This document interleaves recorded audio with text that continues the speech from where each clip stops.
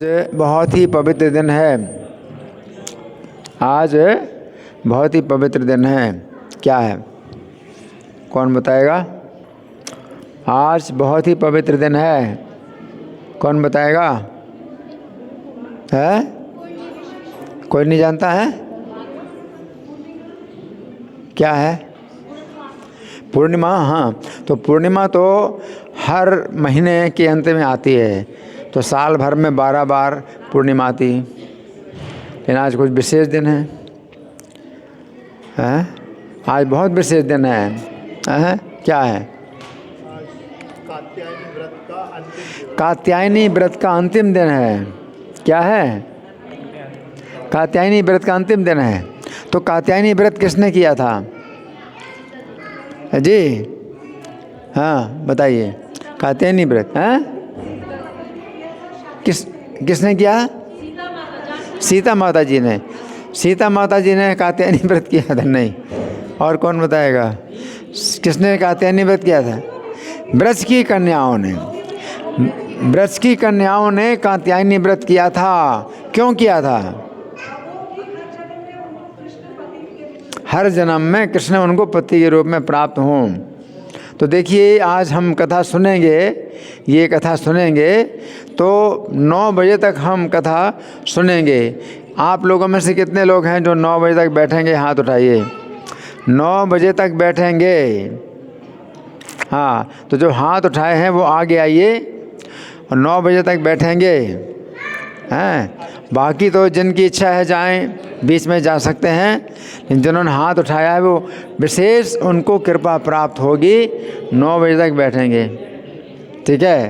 हाँ, तो ये जो है विशेष आपकी तपस्या है कि ठंड के समय में भी आप लोग जो है 9 बजे तक बैठे रहेंगे, ठीक है? तो कथा जो है जो आज की है वो बहुत ही विशेष है। तो श्रीमद् भागवत के 10वें स्कंद में अध्याय संख्या 22 में ये कथा आती है कि जो ब्रज की जो कन्याएं हैं ये भगवान श्री कृष्ण को अपना पति बनाने के लिए कात्यायनी का व्रत करती हैं। तो इस अध्याय में 28 श्लोकों में ये कथा मिलती है।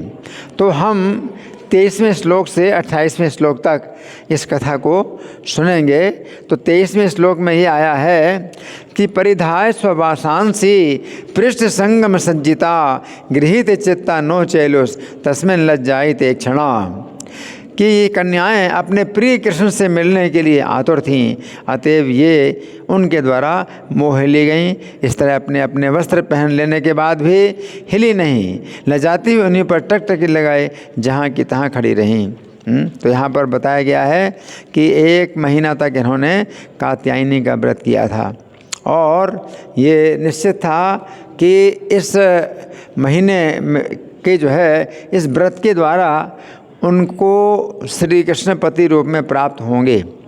लेकिन वे नहीं जानती थी कि कैसे श्री कृष्ण पति रूप में प्राप्त होंगे, क्योंकि ब्रज में ये जो कन्याएं हैं तो ये कृष्ण के द्वारा कृष्ण के साथ विवाहित तो नहीं हो सकती, क्योंकि समाज के ऐसे जो है कुछ कार्यक्रम होते हैं कि अगर विवाह होगा किसी कन्या का किसी पुरुष के साथ, तो जो लड़के के माता पिता हैं वो भी जब राज़ी हों, लड़के के माता पिता भी राज़ी हों, तब कहीं विवाह निश्चित किया जाता है। तो इस तरह से तो फिर बहुत लंबा कार्यक्रम होगा, तो श्री कृष्ण पति रूप में कैसे प्राप्त होंगे? तो वो नहीं जानते थे कि श्री कृष्ण उनको पति रूप में कैसे प्राप्त होंगे, लेकिन उनको ये इस बात पर पूरा विश्वास था कि आज के दिन अंतिम दिवस है कात्यायनी व्रत का, उन्हें श्री कृष्ण पति रूप में प्राप्त होंगे। तो वो जो है इस खुशी में स्नान कर रही थी, जमुना जी में स्नान कर रही हैं और जल में क्रीड़ा भी कर रहे हैं खुशी में।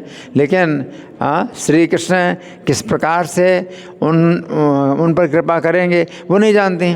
और श्री कृष्ण जो है फिर जो छिप करके आते हैं उनके वस्त्रों का हरण करते हैं और फिर उनको जो है विवश करते हैं कि वे नग्न अवस्था में भगवान के सामने आए। और इस प्रकार से भगवान जो है तो भगवान जो है उनको नग्न अवस्था में देख करके एक प्रकार से स्वीकार करते हैं, क्योंकि कोई भी पुरुष किसी स्त्री को नग्न अवस्था में नहीं देखता अपनी पत्नी के अलावा। तो भगवान ने उनको जो है नग्न अवस्था में देखा। लेकिन इसमें ये शिक्षा भी दी गई है कि भगवान के अंदर कोई काम वासना नहीं है और इन कन्याओं के अंदर भी काम वासना नहीं है। लेकिन नग्न अवस्था में जब भगवान के सामने आती हैं तो उनकी जो है वो भावना की पुष्टि होती है कि वे हमारे पति हैं, और भगवान उनको जो है स्वीकार करते हैं कि हाँ तुम हमारी पत्नी हो। और फिर भगवान अपने हाथ से वस्त्र उनको प्रदान करते हैं और वे कन्याएं वस्त्र धारण करती हैं। तो यहाँ बताया गया है परिधाय स्ववासांसी, उन्होंने अपने वस्त्र धारण कर लिए और पृष्ठ संगम संजीता, और भगवान के इस मिलन से वे जो है पूरी तरह से अनुरक्त हो गई, है ना। भगवान के मिलन से पूरी तरह अनुरक्त हो गई। और गृहीत चित्ता, और उनका जो चित्त है वो भगवान के द्वारा गृहीत हो गया, यानी भगवान ने उनका चित्त भी हरण किया और वस्त्र भी हरण किए। दोनों चीज़ें हरण की, उनके चित्त भी हरण किए, वस्त्र भी हरण किए। वस्त्र तो दे दिए लेकिन चित्त नहीं दिया। चित्त जो है भगवान ने उनका अपने पास रखा। तो उनके जो चित्त हैं वो जो है भगवान के द्वारा हरण हो गए, और वो चित्त जो है भगवान के साथ ही रहे। तो नो चेलुस्तन तस्मिन लज्जायते क्षणा, तो भगवान की तरफ जो है अब वो लज्जा से पूर्ण चितवन से देख रही हैं और अब हिल डुल नहीं पा रही हैं। अब आगे वो जो है अपने घर की ओर जाने की उनके अंदर शक्ति नहीं रही। तो तात्पर्य बताया गया अपने प्रिय मित्र कृष्ण से मिलने के लिए कन्याएं उनके प्रति और अधिक अनुरक्त हो गईं। जिस तरह श्री कृष्ण ने उनके वस्त्र चुरा लिए थे, उसी तरह उन्होंने अपने उनके मन भी हरण कर लिए थे। तो वस्त्र और हरण दोनों, वस्त्र और मन दोनों का हरण कर लिया, हाँ, लेकिन वस्त्र वापस किया और मन वापस नहीं किया। तो इन कन्याओं ने इस घटना को इस बात का प्रमाण मान लिया कि श्री कृष्ण भी उनके प्रति अनुरक्त हैं। तो उनकी जो है कृष्ण के प्रति जो कामना है, तीव्र कामना है कि वे जो है हमारे पति बने। तो भगवान गीता में कहते हैं कि ये था माम प्रबध्यन्ते तां तथा भजामि हम, जो मुझे जिस प्रकार से मेरी तरफ आते हैं, शरण लेते हैं, उनको मैं उसी प्रकार से भजता हूँ, है ना। तो कोई अगर भगवान को अपना पति बनाना चाहे तो भगवान जो है उसके पति बनने के लिए तैयार हैं, और कोई भगवान को अपना पुत्र बनाना चाहे तो भगवान उसके पुत्र बनने के लिए तैयार हैं। कोई भगवान को अपना मित्र बनाना चाहे तो भगवान उससे मित्र बनने के लिए तैयार हैं। तो भगवान में ही ऐसा गुण है कि वे किसी की भी भावना को जो है निराश नहीं करते। एक भगवान ही एकमात्र हैं। बाकी तो इस भौतिक संसार में हम किसी से भी आशा करते हैं कि भाई ये हमारा बहुत अच्छा मित्र है और हमारे लिए ये काम करेगा, वो काम करेगा, लेकिन फिर वो जो है नहीं हो पाता है। तो अगर इनकी इच्छा है भी हमारा काम करने की और मित्रता की भावना है, तो भी कई ऐसे कारण और बंधन बन जाएंगे कि ये हमारा कार्य नहीं कर पाएंगे, हैं। तो या तो वो मित्रता ही समाप्त हो जाती है, और मित्रता अगर बनी रहती है तो कार्य फिर भी नहीं कर पाते, क्योंकि कई प्रकार के बंधन हैं। लेकिन भगवान में सब प्रकार के गुण हैं और भगवान में सब प्रकार की शक्तियां हैं। इसलिए किसी भी जीव की भगवान के प्रति अगर कोई इच्छा होती है, अनुराग होता है भगवान का, भगवान के प्रति, तो उस अनुराग को भगवान जो है वो स्वीकार कर लेते हैं। तो यहाँ पर बताया गया है कि इन कन्याओं ने समझ लिया कि श्री कृष्ण भी हम जितना चाहते हैं श्री कृष्ण को अपना पति बनाना, उतना श्री कृष्ण भी चाहते हैं हमें अपनी पत्नी बनाना, है ना। तो भगवान जो है किसी प्रकार से भी पीछे नहीं हटते हैं इस कार्य में, है ना। तो उन कन्याओं ने सोचा, अन्यथा वे उनसे इस प्रकार का खिलवाड़ करने का कष्ट क्यों करते कि भगवान ने उनके वस्त्रों का हरण किया। तो भगवान में ऐसा कुछ भी नहीं है कि उन्हें कुछ मज़ा आता हो इन सब चीज़ों में, लेकिन भगवान अगर कर रहे हैं तो उनको जो है प्रसन्न करने के लिए, उनकी भावना का आदर करने के लिए भगवान ऐसा करते हैं। तो ये नकल जो है हम लोग नहीं कर सकते। क्यों? क्योंकि भगवान में किसी भी प्रकार की काम वासना नहीं है। तो यहाँ देखा आगे, इन्होंने सोचा, किन्होंने? कन्याओं ने सोचा कि अब कृष्ण हम पर अनुरक्त हैं, अतएव उन्होंने लज्जायुक्त निगाहों से उन्हें देखा और भावमय प्रेम के उठान के कारण वे जहाँ पर खड़ी थीं वहाँ से टस से मस ना हो सकीं।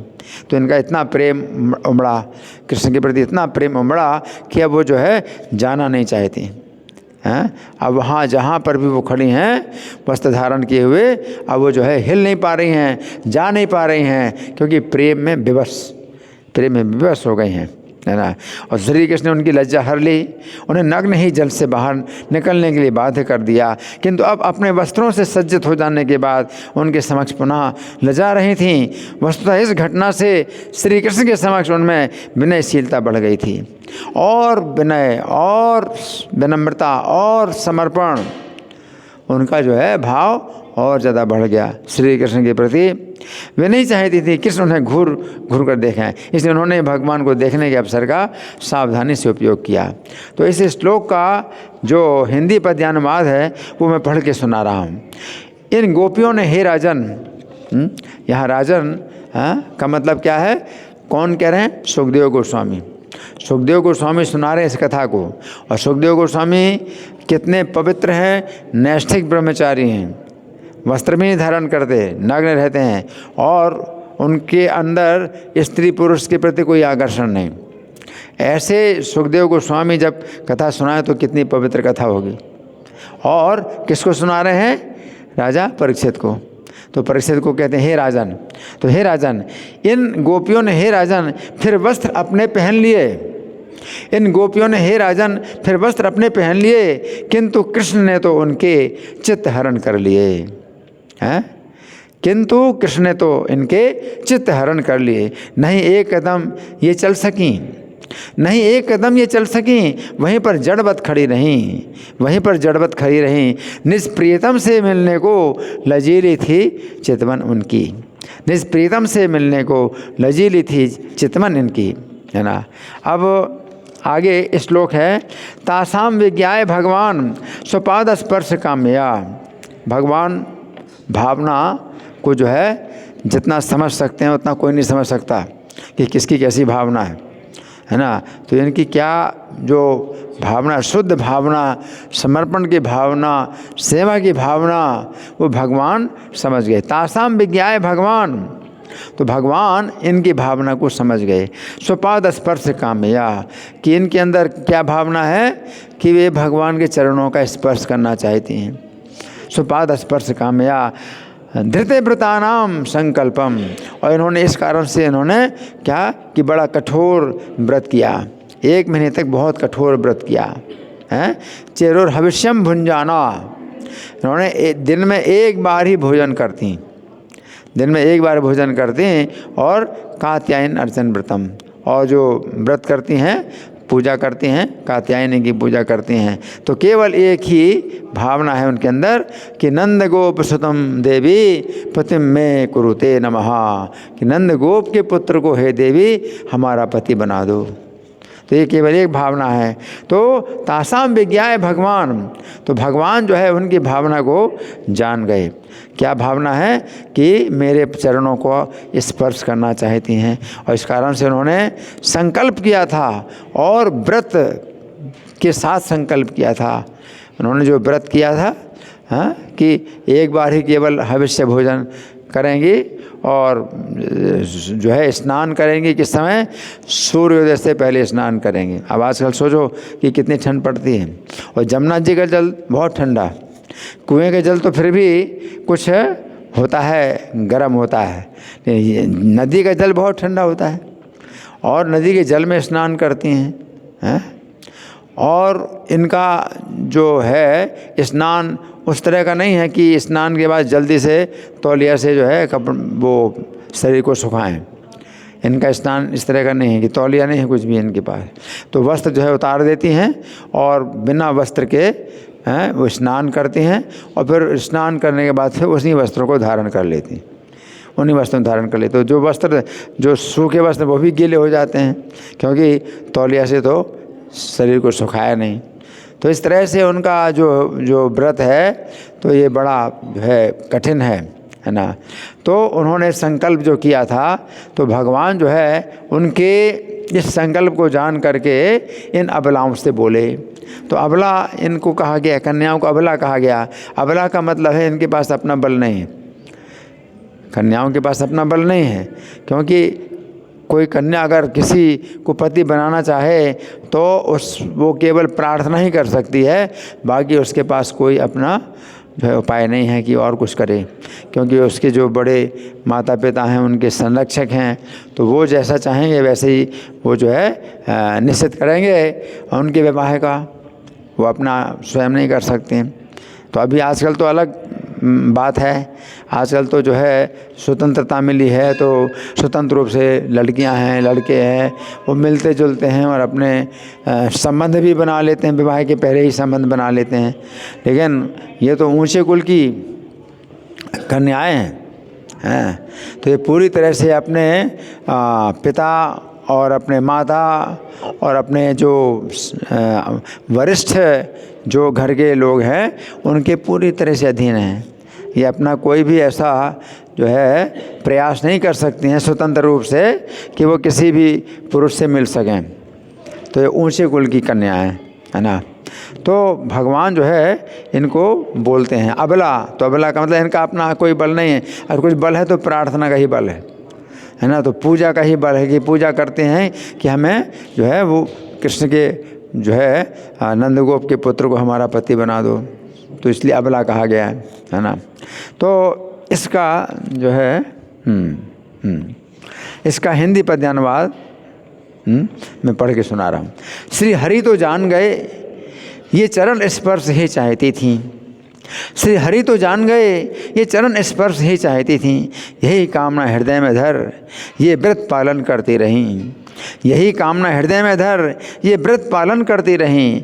एकमात्र यही संकल्प और उद्देश्य था उनके जीवन का, एकमात्र यही संकल्प और उद्देश्य था इनके जीवन का। इनके प्रेम के अधीन बने हुए उन परमेश्वर ने कहा, उनके प्रेम के अधीन बने हुए उन परमेश्वर ने कहा। तो भगवान जो है यद्यपि सर्वशक्तिमान हैं और उनकी पहुँच उन तक जो है ब्रह्मा शंकर जी की भी पहुँच नहीं है, ब्रह्मा शंकर जी भी उनके पास नहीं पहुंच सकते। लेकिन वही भगवान जो है इन अबलाओं से जो बिल्कुल सामान्य कन्याएं हैं उनसे भगवान प्रसन्न हो गए। तो भगवान को प्रसन्न करना बहुत मुश्किल है, लेकिन किसी का अगर सच्चा भाव है और सच्ची उसकी जो है संकल्प शक्ति है तो भगवान जो है प्रसन्न हो गए। तो भगवान ने उनसे ऐसा कहा। भगवान कहते हैं संकल्पो विदितः साध्व्यो भवती नाम दर्शनम। भगवान कहते हैं कि हे साध्वियों, मैं तुम्हारे जो है संकल्प को क्या है मैं जानता हूँ। तुम्हारा संकल्प क्या है? मेरी अर्चना करना, मेरी पूजा करना तुम्हारा संकल्प है। और साध्वी शब्द का प्रयोग किया भगवान ने इन कन्याओं के साथ में, साध्वी शब्द का प्रयोग किया। तो साध्वी शब्द कैसे बना है? साधु से। साधु पुरुष को बोलते हैं, पुरुषवाचक है, और साध्वी स्त्रीवाचक है। अगर किसी हम व्यक्ति को साधु बोलते हैं तो स्त्री को क्या बोलेंगे? साध्वी। तो तुम लोग साध्वी हो, साध्वी है ना।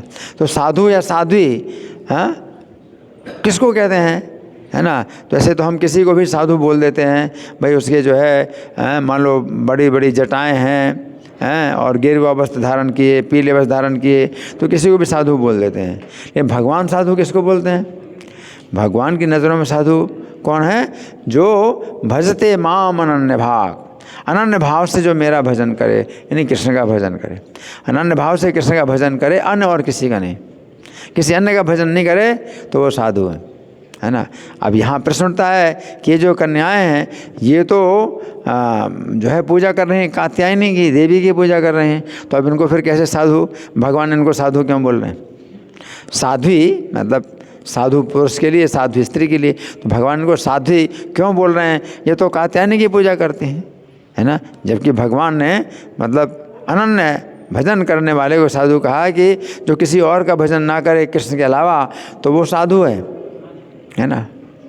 तो यहाँ पर एक प्रश्न उठता है कि वही भगवान जो गीता में कहते हैं कि साधु उसी को मानना चाहिए जो उनका अनन्य भजन करे।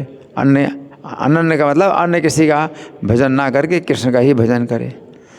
अब वही भगवान जो है यहाँ पर इनको साध्वी बोल रहे हैं, जबकि ये किसकी पूजा करते हैं? कात्यायनी की पूजा करते हैं। तो इसमें समझना चाहिए कि कात्यायनी की पूजा करती हैं, लेकिन किस लिए कर रही हैं? कृष्ण की प्राप्ति के लिए। तो इसलिए इसमें वो जब भगवान कहते हैं कि अन्य देवता का जो भजन ना करे, केवल कृष्ण का भजन करे, तो उसको साधु कहते हैं।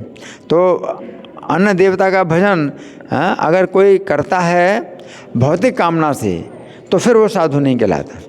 लेकिन अगर किसी देवता का भजन कोई करता है केवल कृष्ण प्राप्ति के लिए, तो उसको तो कृष्ण का ही भजन कर रहा है। तो यहाँ पर इनको जो है भगवान ने साध्वी जो कहा, तो साध्वी शब्द से संबोधित किया, है ना। इसका मतलब क्या है? कात्यायनी से केवल ये क्या मांग रही हैं? नंद गोप सुतम देवी पतिम मे कुरुते नमः, कि हे देवी तुम मुझको जो है तुम नंद गोप के पुत्र को हमारा पति बना दो, है ना।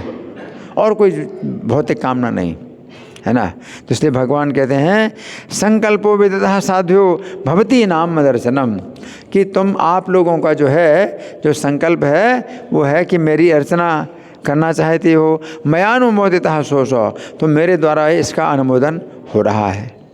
तो भगवान कहते हैं मेरे द्वारा तुम्हारे इस संकल्प का अनुमोदन हो रहा है। सत्यो भवितुम अर्हसि, तो ये संकल्प तुम्हारा जो है सत्य होना है, सत्य होगा, क्योंकि मैंने अनुमोदन कर दिया। अगर भगवान अनुमोदन कर दें तो फिर जो है वो कार्य फिर सत्य होगा, है। और भगवान जब तक ना अनुमोदन करें तब तक कार्य सत्य नहीं हो सकता, है ना। इस कहते हैं कृष्ण जो चाहते हैं वही कार्य होता है, और बाकी जो है कोई कार्य नहीं हो सकता जब तक कृष्ण नहीं चाहते। और कृष्ण चाहते हैं तो फिर इसमें कुछ भी कोई रोक नहीं सकता कि कृष्ण चाहते हैं। तो भगवान कहते हैं कि मैंने जो है तुम्हारी इस अभिलाषा का मैं अनुमोदन करता हूँ, अवश्य ही खरा उतरेगा। तो तात्पर्य में लिखा है जिस प्रकार कृष्ण समस्त अशुद्ध इच्छाओं से मुक्त हैं, तो श्री कृष्ण में किसी प्रकार की अशुद्ध इच्छा नहीं, भौतिक काम वासना कृष्ण में नहीं है ना।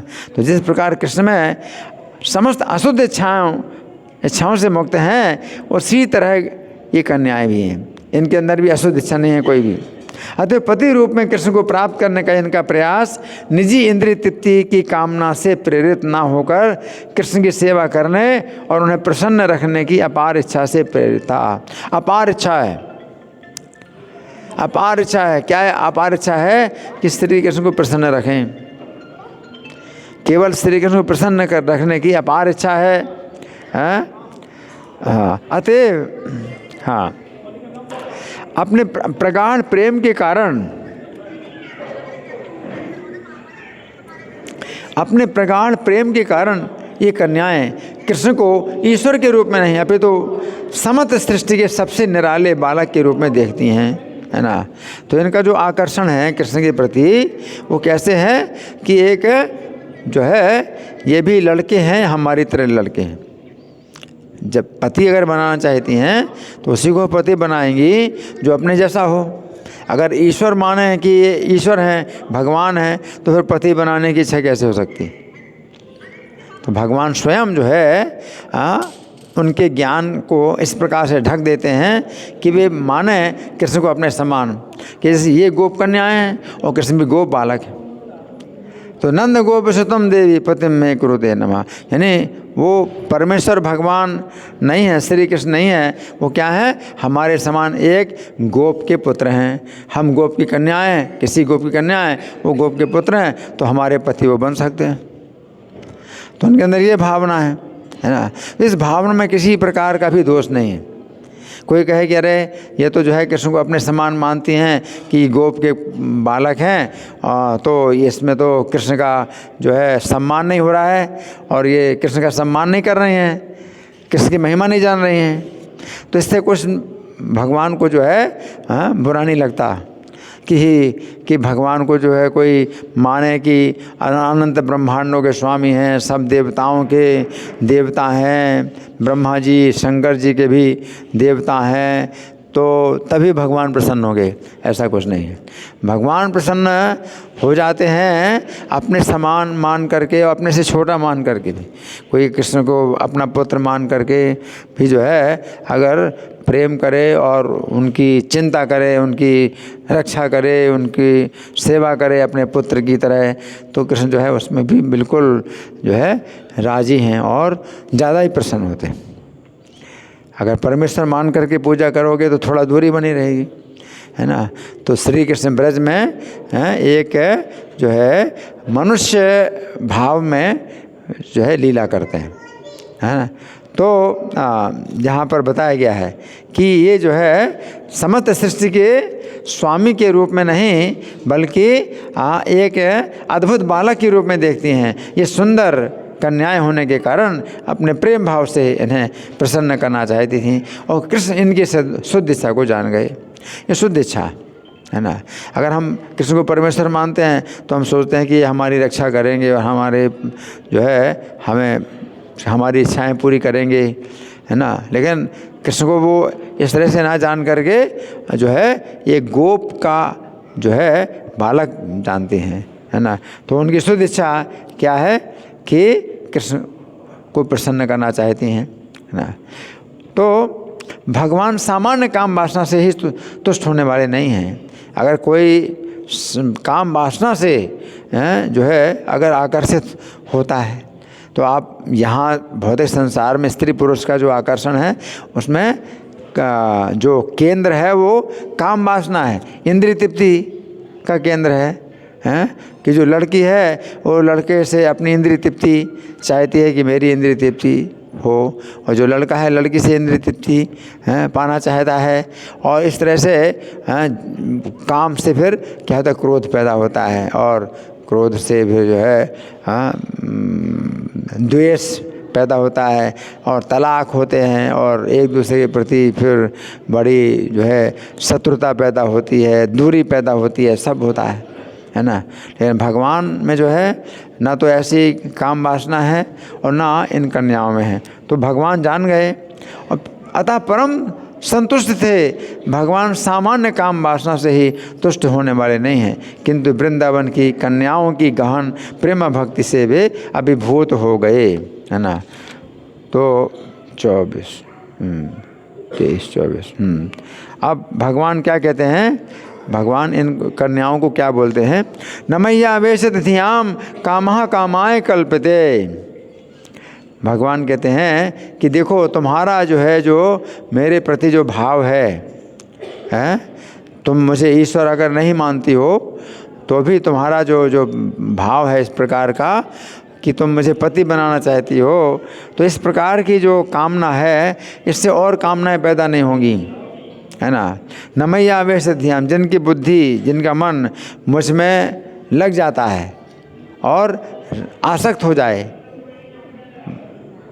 भगवान कहते मुझ में किसी का मन आसक्त हो जाए, चाहे पति मान करके, चाहे पुत्र मान करके, चाहे मित्र मान करके, कोई भी कारण से किसी का मन अगर कृष्ण में आसक्त हो जाए तो फिर उसकी जो आसक्ति है फिर उससे और कामनाएं पैदा नहीं होंगी, और कामनाएं पैदा नहीं होंगी। भर्जिता को थे धाना प्रायो भी जाने ऐसे थे कि जैसे धान का जो दाना है धान, तो धान को अगर भून दें या उबाल दें तो फिर उससे वो अंकुरित नहीं होगा। नहीं तो धान का जो बीज है अगर आपने भूना नहीं, उबाला नहीं और आपने बो दिया तो उससे फिर कितने धान के बीज पैदा होंगे, बहुत सी। उसी प्रकार से भौतिक कामनाएं जो किसी की होती हैं, मान लो कोई स्त्री जो किसी को पति बनाना चाहती है तो अब पति बन गया वो, अब जब पति बन गया तो अब उसकी उस कामना से अब क्या हुई और कई कामनाएं पैदा होती हैं कि अब मुझको घर चाहिए, मुझको पैसा चाहिए, बैंक बैलेंस चाहिए, मुझे कार चाहिए और मकान चाहिए और पुत्र चाहिए और है ना समाज और मैत्री और ये सब जो है मतलब मुझे चाहिए। तो कितनी कितनी कामनाएं हैं। तो ये भौतिक संसार में कोई कामना होती है कि कोई स्त्री जो है किसी को पति बनाना चाहती है तो उससे वो कामना पूरी होने के बाद और कई कामनाएं पैदा होती हैं। लेकिन ये जो कन्याएं हैं भगवान के प्रति जब कामना इनकी होती है कि पति बनाने की, तो पति बनाने के बाद फिर उनके अंदर और कोई कामना नहीं होती कि अब मुझको आभूषण भी चाहिए, गहने चाहिए, मुझे वस्त्र चाहिए, मुझे घर मकान चाहिए और बच्चे चाहिए और कितनी कितनी चीज़ें, कोई कामना नहीं। इसी में ही जो संतुष्ट हो जाते हैं क्यों कि भगवान में चूँकि वो कामना भगवान की भक्ति से वो कामना जो है भक्ति की अग्नि में वो कामना उनकी जो है जल गई या भून गई, है ना। तो भक्ति भगवान की भक्ति जो है अग्नि के समान है और वो जो कामना है तो वो क्या है कि वो भक्ति की आग में चूँकि वो पक गई है तो उस कामना से फिर अन्य कामना पैदा नहीं होंगी। क्योंकि पका हुआ बीज आग में अगर बीज को पका दें तो फिर उससे वो फिर जमेगा नहीं, उससे और बीज नहीं पैदा होंगे। नहीं तो पता है आम का जैसे मान लो बीज हो, आम का बीज आपने बोया तो उससे कितने फिर बीज होंगे, कितने फल निकले, कितने बीज पैदा होंगे। एक बीज से कितने बीज पैदा होते हैं आप गिन नहीं सकते। उसी प्रकार से भौतिक संसार में कोई भी कामना हो तो आप सोचते तो हैं बस मेरी ये कामना पूरी हो जाए तो मुझे और कुछ नहीं चाहिए, तो ऐसा तो सोचते हैं। लेकिन होता क्या है वो कामना जब पूरी हो जाती है तो फिर और दूसरी कामनाएं पैदा होती हैं। लेकिन भगवान क्या कह रहे हैं, मेरे प्रति अगर किसी की कामना हो जाए, मेरे प्रति अगर किसी की कामना हो जाए तो फिर उससे और दूसरी कामनाएं नहीं पैदा होंगी। उसी में ही जो है उसको पूर्ण संतुष्टि मिलती है ना। तो भगवान कहते हैं जो लोग अपना मन मुझ में टिका देते हैं उनकी इच्छा उन्हें इंद्रिय तृप्ति की ओर नहीं ले जाती। जिस तरह की धूप से झुलसे और फिर अग्नि में पकाए बीज नए अंकुर बनकर नहीं उग सकते, है ना। तो जहाँ तात्पर्य में है यहाँ पर मैया वेश ध्यान शब्द अत्यंत महत्वपूर्ण है। कोई भी व्यक्ति भक्ति में ऊंचा स्थान प्राप्त किए बिना अपना मन और बुद्धि कृष्ण पर स्थिर नहीं कर सकता, क्योंकि कृष्ण शुद्ध आध्यात्मिक हैं। आत्म साक्षात्कार निष्काम भाव की स्थिति नहीं है। आत्म साक्षात्कार का मतलब क्या है, ये नहीं है कि अब कोई कामना नहीं रही। हम लोग क्या सोचते हैं आत्म साक्षात्कार का मतलब क्या है कि कोई अब कामना ना हो, लेकिन नहीं। आत्म साक्षात्कार में क्या होता है कि शुद्ध इच्छा, उसमें शुद्ध इच्छा होती है कि व्यक्ति एकमात्र कृष्ण के आनंद की कामना करता है। तो आत्म साक्षात्कार का मतलब ये नहीं कि मेरे अंदर कोई कामना नहीं है अब मुझे आत्म साक्षात्कार हो गया, बल्कि क्या है आत्म साक्षात्कार का अर्थ क्या है कि कृष्ण के आनंद की कामना होती है कि मैं कृष्ण को किस प्रकार सुखी करूं, है ना। ये कामना है। ये कन्याएं कृष्ण के प्रति निश्चित रूप से माधुर्य रस से आकृष्ट थीं, फिर भी अपने मन और अपने संपूर्ण जीवन को कृष्ण पर स्थिर करने के बावजूद उनके माधुर्य भाव में कभी कोई भौतिक वासना प्रकट नहीं हुई, बल्कि सर्वोच्च भगवत प्रेम बन गया, है ना। तो ये जो है भगवान का प्रेम, तो भगवान के प्रति जो कामना होती है वो फिर जो है अपने आप में शुद्ध हो जाती है कामना, है ना। तो इसका जो हिंदी पद्यानुवाद है वो मैं पढ़ के सुना रहा हूँ। ज्यों बीज कोई जब उबला हो, ज्यों बीज कोई जब उबला हो या फिर उसको हो भून दिया, या फिर उसको हो भून दिया, नव अंकुर उत्पन्न करने में समर्थ नहीं वह हो सकता। नव अंकुर उत्पन्न करने में समर्थ नहीं वह हो सकता जिन्होंने अपने मन और प्राण मुझे समर्पित कर दिए। जिन्होंने अपने मन और प्राण मुझे समर्पित कर दिए उनकी कोई भी कामना भोगों में ना उलझा सके, उनकी कोई भी कामना भोगों में ना उलझा सके, है ना। तो भगवान कहते हैं कि ये जो है तुम्हारा जो भाव है वो मेरे प्रति सबसे जो है ऊंचा है। सर्वोच्च भाव।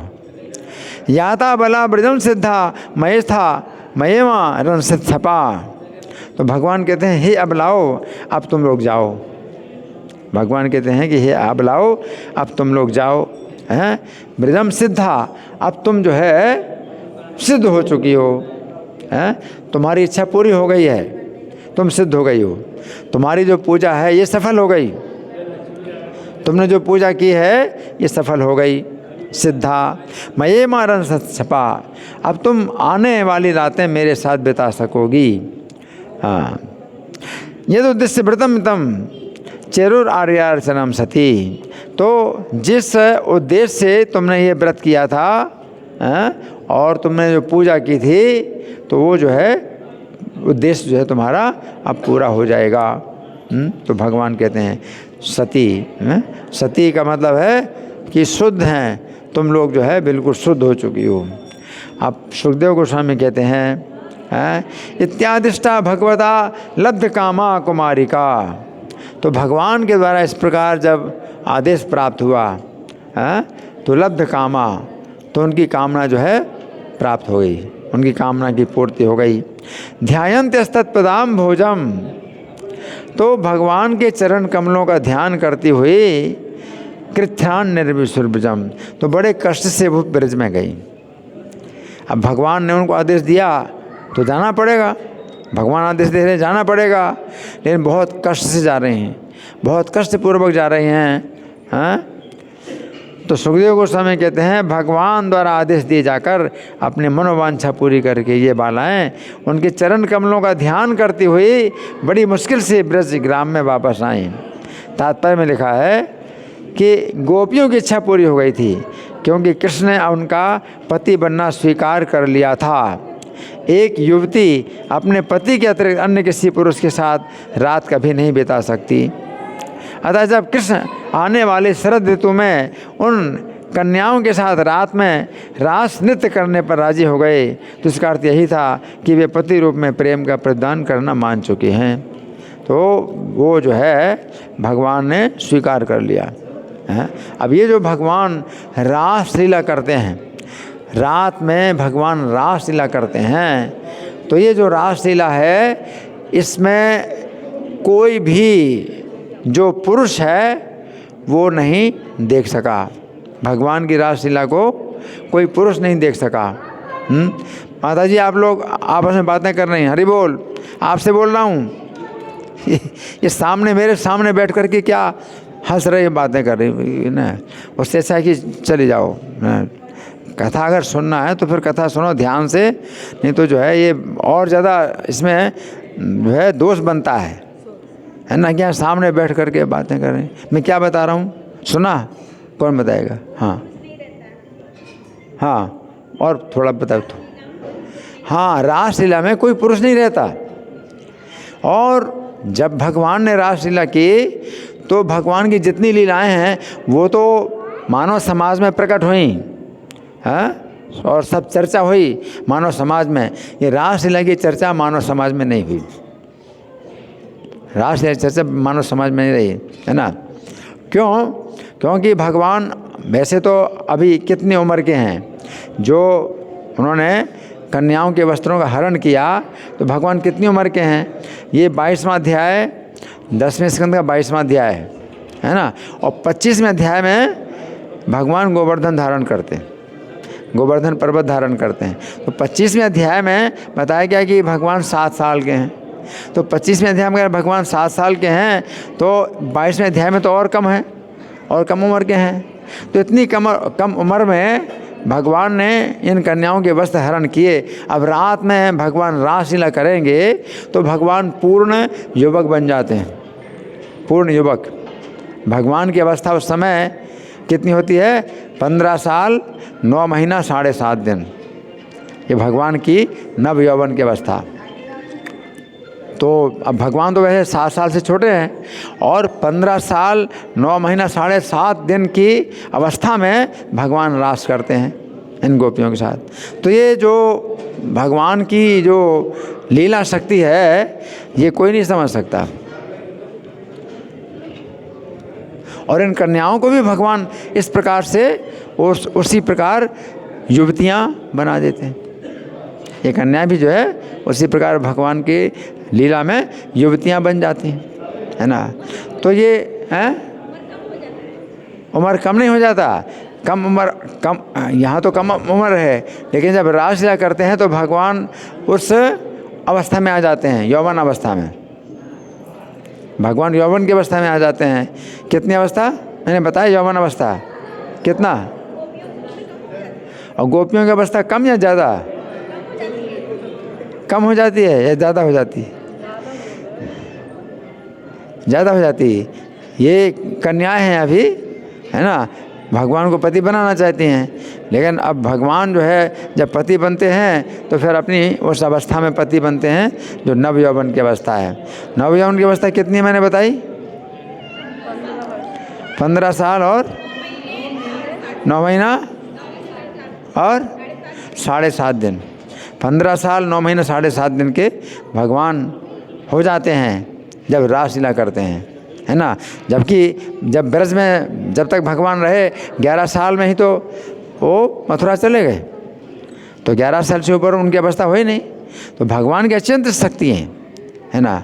तो जो रासलीला भगवान ने की, इसको देखने का सौभाग्य केवल देवताओं को प्राप्त हुआ।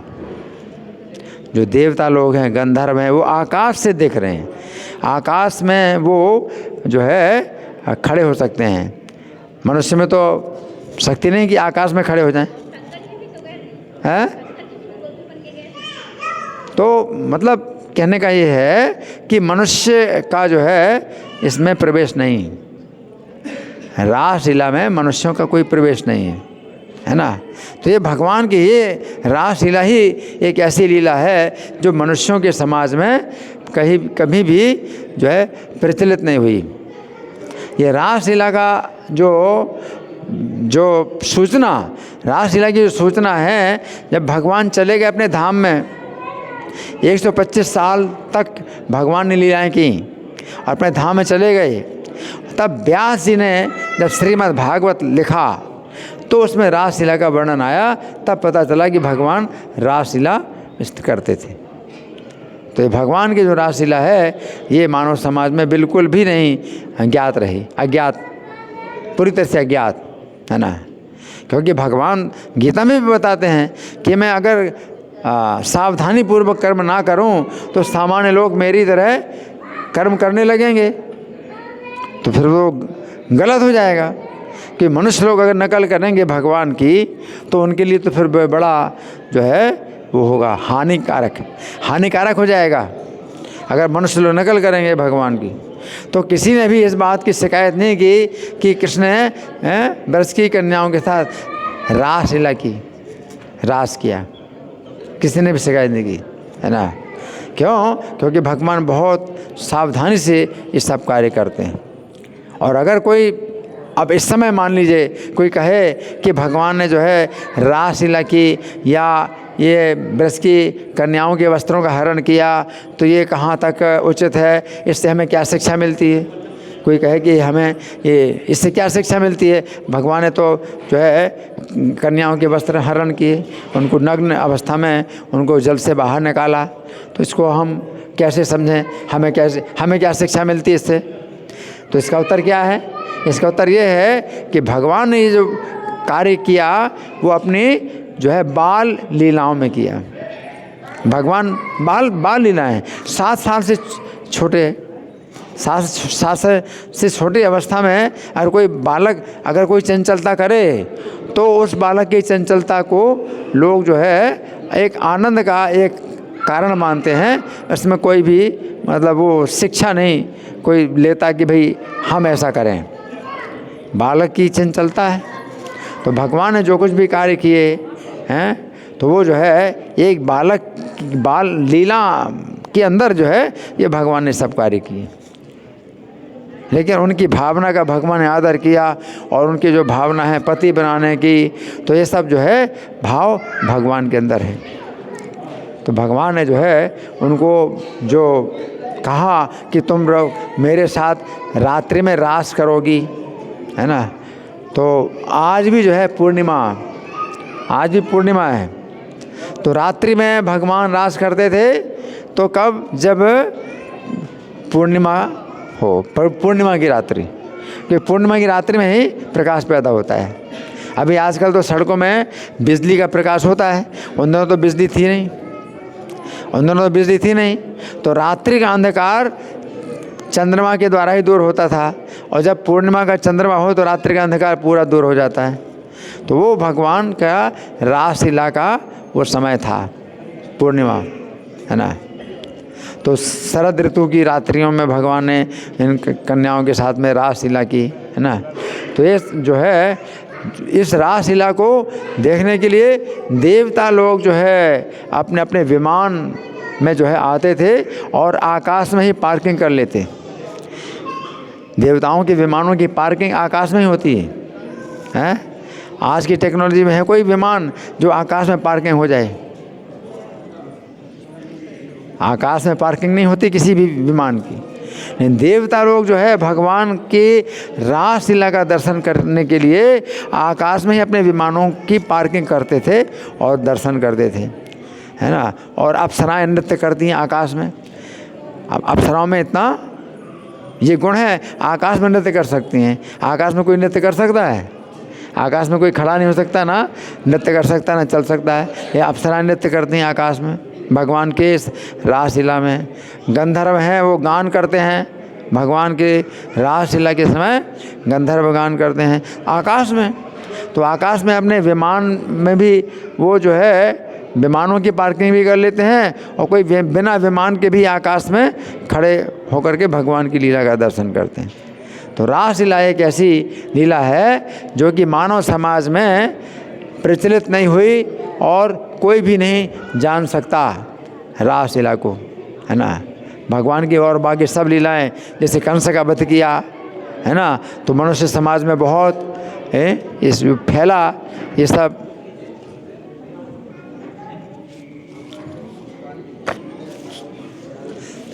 ये समाचार बहुत फैला, पूरी दुनिया में फैल गया, भगवान ने कंस का वध किया, हैं, या और भी भगवान ने लीलाएं करी, जैसे अघासुर का वध किया, बकासुर का वध किया, पूतना का वध किया। तो पूरे संसार में फैली, बहुत फैली सब लीलाएं। लेकिन रासलीला कोई नहीं जान सकता, क्योंकि भगवान कोई कार्य ऐसा नहीं करते कि जिससे कि मानव समाज में किसी प्रकार का उत्पात हो। क्योंकि धर्म की स्थापना करने के लिए भगवान आते हैं, और उसमें धर्म की स्थापना के अनुसार जो है, जो स्त्रियां हैं उनका जो है, उनकी बहुत मर्यादा होती है। स्त्रियों के लिए बहुत मर्यादा होती है ना। और मर्यादा के अंदर ही जो है स्त्रियां रहती हैं, तो उनकी सुरक्षा होती है ना। तो इसलिए भगवान जो है ऐसा कार्य जो है कभी नहीं करते जिसमें कि कोई उनकी देखा देखी ऐसा कार्य करेगा और अपना जो है वो विनाश हो जाए। तो इसलिए भगवान ने जो है इन जो ब्रज की कन्याएं हैं तो इनको वचन दिया और इनको जो है रासलीला का जो है अधिकार दिया, रासलीला में इनको प्रवेश कराया, और इस तरह से भगवान ने इनके ऊपर जो है कृपा करी। तो ये भगवान की ये जो लीला है तो ये केवल सुनने के लिए है, और हमें सुनना चाहिए, भक्तों के मुख से सुनना चाहिए। अगर हम रासलीला को सुनते हैं ऐसे लोगों से कि जो कि केवल स्त्री पुरुष के आकर्षण के अनुसार सुनाते हैं, तो फिर वो तो अपना जो है नुकसान होगा, है ना। क्योंकि भगवान की रासलीला, भगवान के और जो दूसरे कार्य हैं वो कार्य जो है भगवान करते हैं और शिक्षा देते हैं कि उनकी तरह मनुष्य लोग कार्य करें। भगवान जो है जितने भी कार्य करते हैं ये मनुष्य में जो है वो शिक्षा देने के लिए करते हैं कि क्या करना चाहिए क्या नहीं करना चाहिए। तो भगवान स्वयं करके दिखलाते हैं। गीता में भगवान उपदेश देते हैं, है ना। तो गीता में भगवान उपदेश देते हैं कि क्या हमें करना है क्या नहीं करना, है ना। तो भगवान जो है इसमें जो है अपना जो है विशेष अपना ऐश्वर्य प्रकट करते हैं, भगवान विशेष ऐश्वर्य प्रकट करते हैं, है ना। रासलीला में भगवान जो है अपने विस्तार कर लेते हैं और जितनी भी गोप कन्याएं हैं उतने भगवान जो है अपने को जो है विस्तार कर लेते हैं, अपना विस्तार कर लेते हैं। और प्रत्येक गोप कन्या के साथ भगवान इस तरह से हैं कि उसके कंधे में अपने हाथ रखे हैं और वो जो है यही जानती हैं कि कृष्ण मेरे ही साथ हैं। प्रत्येक गोपी समझती है कि श्री कृष्ण मेरे साथ हैं, है ना। इतना बड़ा सौभाग्य उनको प्राप्त हुआ कि भगवान जो है उनके कंधे में हाथ रख कर के नृत्य करते हैं। तो ये जो है भगवान के अंदर इसी जो है शक्ति है। तो ये जो रासलीला है ये जो है और दूसरे किसी स्थान में नहीं हो सकती, ये केवल ब्रज में ही भगवान ने ऐसी रासलीला की, है ना। तो भगवान जो है जब मथुरा में जाते हैं, मथुरा में कंस का वध करते हैं और कंस का वध करने के बाद फिर सांदीपनि मुनि के आश्रम में जो है क्या शिक्षा प्राप्त करते हैं, सांदीपनि मुनि के आश्रम में शिक्षा प्राप्त करते हैं, है ना। तो ये सब जो है भगवान की मनुष्य लीला है कि शिक्षा देते हैं कि हमें गुरु के जो है आश्रम में कैसे रहना है और कैसे गुरु की सेवा करना है और गुरु की आज्ञा का पालन करना है। तो ये सब जो है भगवान ने शिक्षा दी, मनुष्य के जीवन में शिक्षा दी, है ना। लेकिन रासलीला जो की है वो शिक्षा देने के लिए नहीं है, ये शिक्षा देने के लिए नहीं है। रासलीला एक ऐसी लीला है जिसमें ब्रज की गोपियों को विशेष अधिकार प्राप्त हुआ भगवान के साथ नृत्य करने का, ये विशेष अधिकार है। ये शिक्षा देने के लिए नहीं कि हम लोग करेंगे, हम लोग नहीं कर सकते इस तरह की है। तो आज का जो दिन है ये बहुत पवित्र है क्योंकि उनकी जो ब्रज की कन्याएं हैं वे जो है उनका जो पूजा है वो सफल हो गई और उनको जो है भगवान ने स्वीकार कर लिया। धन्यवाद। ग्रंथराज श्री मद्भागवतम की जय, श्री कात्यायनी व्रत महामहोत्सव की जय, श्रील प्रभुपाद की जय। हरे कृष्णा।